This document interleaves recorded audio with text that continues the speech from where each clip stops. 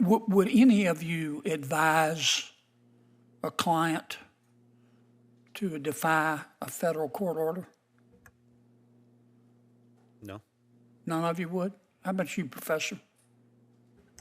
I mean, under most circumstances, we follow the government and private parties follow court orders. I suppose it's not, I would not rule out ever the possibility that in a sufficiently egregious order, there should be some consideration of whether there's a way. So in some cases, I think it's a qualified answer, in yes. some cases you would. In an extremely narrow band of cases, I think it would be considered, yes. Okay.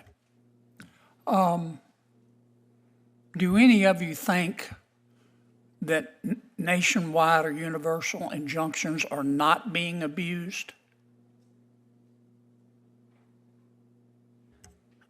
I'm not sure what if I may, Senator, I'm not sure what the time horizon of the question is. I don't think that there could be good faith disagreements about the correctness of some of them, but I have not seen in the last 4 months abuse. No. I've read your stuff and I've read your writings, and I don't want to get bogged down with this, but I have little respect for your opinion because I've read your stuff.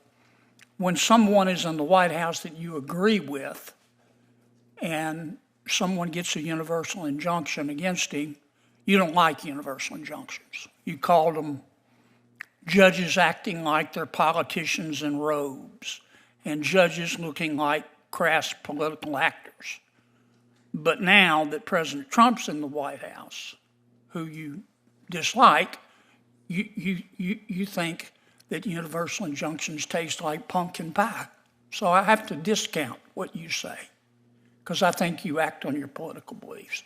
And I worry that that's what you're teaching your kids. So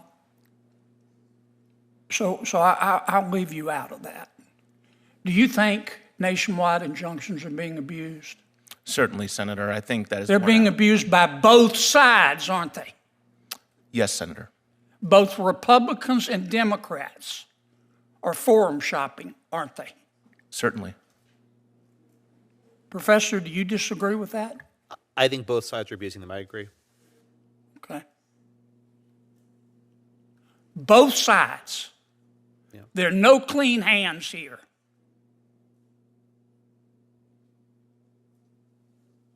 Now, your suggestion is that when a federal judge issues a nationwide injunction,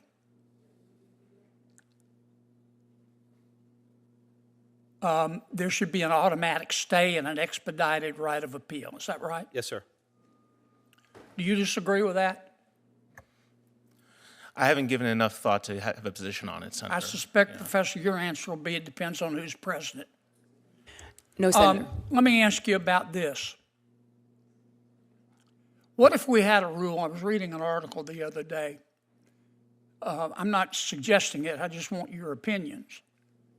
That said, if a president, any president, issues an executive order, let's say, that clearly violates settled Supreme Court precedent, that a federal judge can't issue a nationwide injunction. For example,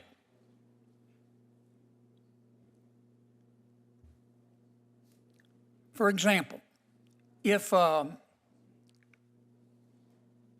federal a president issued an order that said no one in Tonight, a Senate hearing turned into a constitutional clash that nobody saw coming. It started with a simple but powerful question. Would you ever advise a client to defy a federal court order? What followed was a tense exchange about executive power, nationwide injunctions, alleged judicial abuse, and even accusations that Supreme Court justices are evil. This wasn't just political theater. It was a fundamental debate about the limits of presidential authority, the power of federal judges, and whether the legal system is being weaponized. Let's break it down. Felony case, having the government pay for your lawyer if you can't afford it.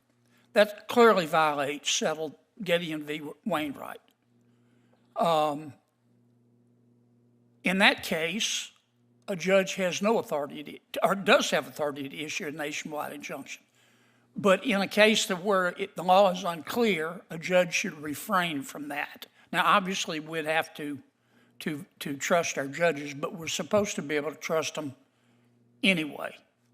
What do you think about that?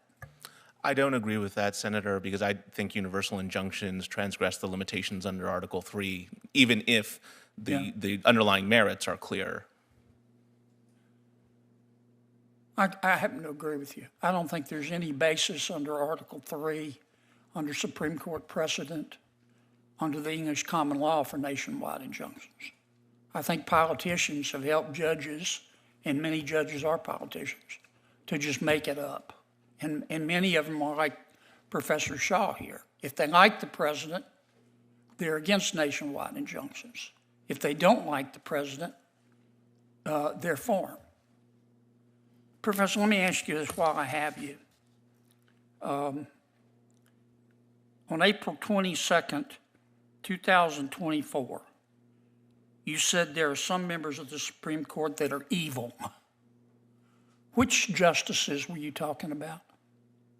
I'll take it your word, Senator. I don't recall using that word, but All right, here's what you said.